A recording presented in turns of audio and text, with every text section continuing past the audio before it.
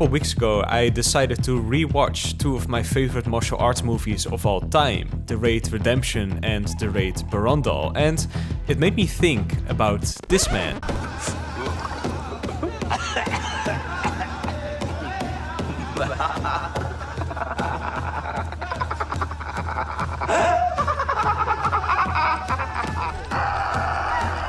Specifically the video essay about Jackie Chan by the original gangster of the video essay niche, Every Frame a Painting, because that video explores the various film techniques Jackie Chan uses in his films to combine action and comedy at the same time. However, it is also an exploration on how Jackie Chan films martial arts in general, and there is one argument that both Every Frame a Painting and Jackie Chan himself made that always stood out to me, which is that when you're shooting a movie with actors who actually know how to fight, you don't do dark lit black and blue shadowy scenes, you don't do shaky wild camera movements, and you don't over edit, you don't cut on every hit.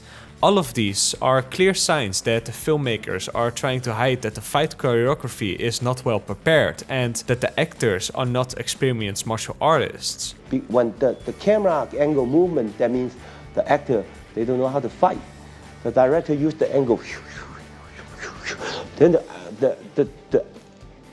the audience just very dizzy. Instead, Jackie aims for visual clarity to showcase the skills of the martial artists. He uses steady shots and does not move the camera unnecessarily. He does not cut on every hit to hide the fact that there's never any contact. Instead, he shows both punch and hit in the same shot. Or he even cuts right before the hit to add additional power. Here. But two shots combined, this is zone. That's power. And this way you can showcase the skill of the martial artists you work with and try to create a rhythm in your fight scenes. Also, Jackie would always strive for perfection. In Hong Kong, he would always get plenty of time to do take after take after take to get the stunt right, while in Hollywood the studios would not give him this time because it is too expensive, so stunts would have to be stitched together in the edit. And when I saw this analysis almost 10 years ago now, I thought it was brilliant and that this is the way to shoot martial arts. This is the proper way. But of course, the beautiful thing about filmmaking is that for every good way to do something, in the right context, the opposite way also works. Because at first glance, the Raid movies seem to do everything that Jackie Chan advises against with regards to shooting martial arts scenes. Handheld shaky cam is used all the time with a lot of wild camera movements. The tempo of cutting is very high, and especially in the first film, The Raid Redemption, the scenes are often lit pretty dark, black and blue. All techniques that Jackie Chan points toward as being an indication that filmmakers are either trying to hide the fact that the actors have no martial arts skills, or that the filmmakers don't know how to properly shoot martial arts. Yet the fight scenes in the Raid movies are masterpieces and expertly crafted by both the highly experienced martial artists that designed the fight choreography as Gareth Evans, the writer and director of the movies. So why did Evans make these different creative choices, and why do they work just as well, if not better, as Jackie Chan's rules of martial arts movies? Because it was not like Evans completely rejected Jackie Chan's style. In his own words, both Jackie Chan and Bruce Lee were huge inspirations to him when he was younger. So that meant Sunday, I would just spend all Sunday watch, rewind. Yeah. Even though at that point he never imagined himself to become a martial artist action director. Because how does a young Welshman from a mining town in mid-Glamorgan end up in Indonesia directing two brutal, bone-crushingly fantastic martial arts movies? It was like, I just didn't think that Welsh people could go off and make martial arts films. It was not. I didn't either. There wasn't a precedent for it. Although Evans had directed one local feature called Footsteps, at the age of 30 he was getting stuck in a 9-to-5 where he was rather unhappy, and Hollywood did not seem to be in the cards. He stayed very localized, he says, which his wife Maya noticed with some alarm.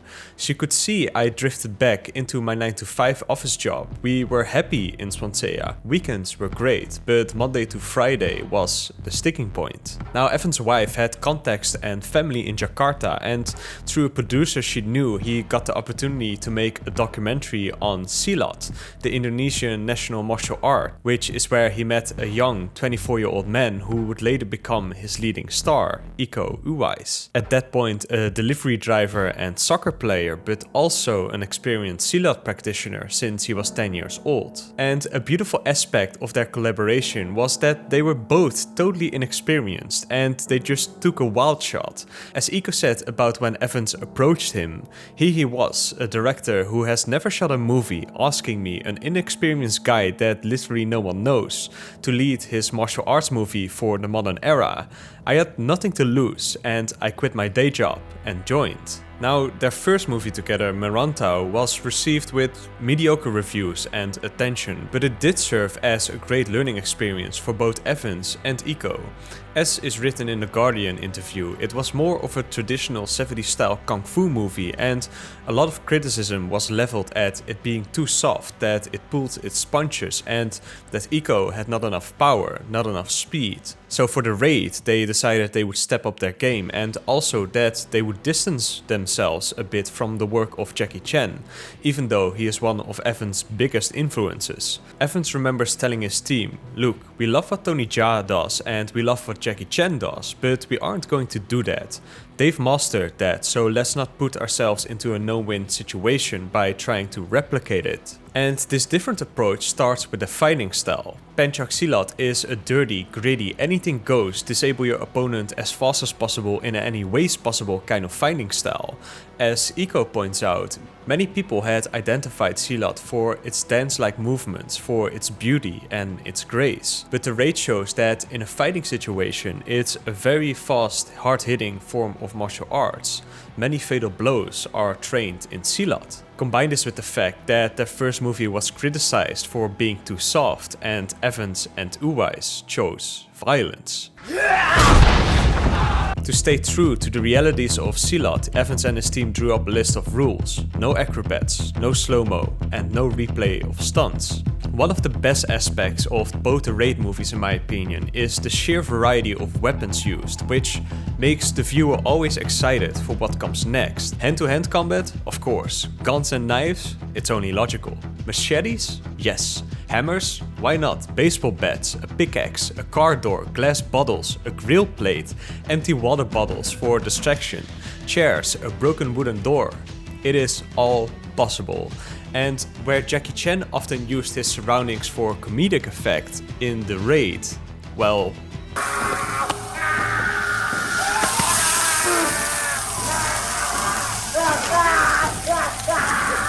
Where Jackie Chan argues for stable, steady, wide shots, Evans created a handheld rig for fast camera movements following the action.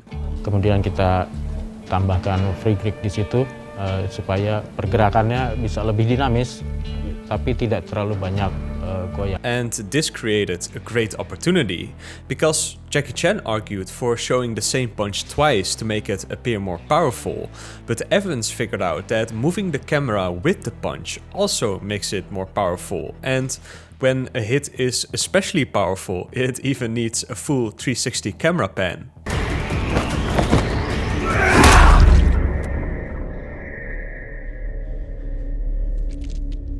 Because another one of Gareth Evans' styled trademarks is what he refers to as punchlines, brutal moments where the audience gets an extra shot of adrenaline or does an oof extra large. Sometimes these moments mark the climax of a fight scene, but other times they are sprinkled in during the fight scenes, which also adds to the variety of pacing in the scenes. And it is also these moments that show how incredibly well designed the fight scenes of the Raid movies are, because one thing that Jackie Chan and Evans definitely can agree upon is the importance of preparing and crafting every detail of fight sequences to get it perfectly right. Yes, Evans does use fast, wild camera movements to enhance the brutality and the chaos of his fight scenes, yet it is a highly designed and carefully orchestrated chaos. The purpose is not to hide the fact that the action choreography was not well prepared or that the actors are not experienced martial artists. It is a deliberate creative choice where both the fight scenes and the filmmaking are carefully crafted in unison with each other. It takes no less than 3 weeks to design a 3-minute fight scene, although typically it's 4. The production process that is most talked about regarding the Raid movies is the process of previs instead of shooting for coverage. And so that the third thing then, and this is the most important thing, and this is the thing that I've carried through all the way through everything I've done since, and I've never wanted to change that method, is previs. Because when you are shooting for coverage, you shoot a scene from various different angles so that you are sure that you have all the footage you need for the editor to put together. But when the pre-production process of the martial artist, designing the fight sequences, the cameraman filming for coverage on set on the day of the shoot, and then the editor deciding on how to put it all together in post-production is too separate from one another, without someone to oversee every step of the process, it becomes an under-designed mess. It becomes almost a game of telephone where the initial intention of the action designers is totally lost as it passes through too many hands. And this is something that both Evans and Jackie Chan can fully agree upon, as the latter also complained about directors and editors not being able to visualize his fight choreography in the way he intends, and how he prefers to direct and edit himself. Of course, often it is good to have different people with their own expertise in filmmaking working on different aspects, but it is also good to have someone oversee the full process from beginning to end. And this is an unexpected advantage of having a small team and a director without access to a giant budget. Evans was closely involved with every detail from beginning to end. He worked together very closely with his actors in designing the fight choreography while also already designing every camera angle and movement shot by shot beforehand. And he used this technique of previs or fully pre-visualization, which is in a way storyboarding 2.0. He would shoot the entire fight sequences with the actors, including the camera positions, movements and angles beforehand in a gym, so that when it was time to shoot on location, he could basically replace every previous shot with the actual shot that was going to be in the movie. And he would do this shot by shot. After shouting cut, he would immediately move the shot to the computer to check if he had what he needed before moving on to the next shot. And it is just a beautiful example of craftsmanship and designing every piece of the puzzle instead of shooting for coverage and then just trying to piece it together in post. It's a little bit of a Bible really in terms of how strictly we follow it. I'd say that for every sequence, it's about 90 to 95% exactly the same. So once we've shot that previs, we've got that block of shots sitting on an edit. We can go through shot by shot by shot, and then when we're on location, start replacing those shots with the production version. Ultimately, the Raid movies are just a beautiful story of filmmaking ambition of a young, down-on-his-luck director moving to Indonesia, plucking a bunch of unknown super talented martial artists from the streets who had regular day jobs, and together making 2 films that redefine the genre, giving both himself and his actors careers while also bringing a relatively unknown martial art to the forefront. So it almost became, thanks to Ong Bak, it became the lightning in the bottle moment where I happened to be there, I happened to meet these people, I happened to kind of find an affinity for that martial art. It is also a beautiful example of Austin Kleon's principles of stealing like an artist. Evans was hugely inspired by Jackie Chan, Bruce Lee and others. He studied their films to learn before shooting his first feature, but once he understood what they did and why, he was able to create his own style. Currently, Evans is back in England, and although I and many others had hope for maybe a 3rd Raid movie, in his own words, he has left his Indonesian chapter behind and he is working on a project in England right now called Havoc. The synopsis of that movie is, after a drug deal gone wrong, a bruised detective must fight his way through the criminal underworld to rescue a politician's estranged son, unraveling a deep web of corruption and conspiracy that ensnares his city.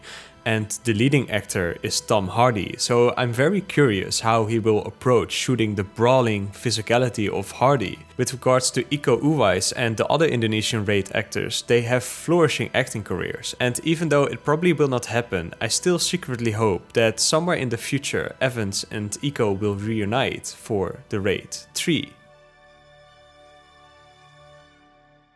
Alright, now thank you all so much for watching. You can check out my second channel, The Financial Corgi.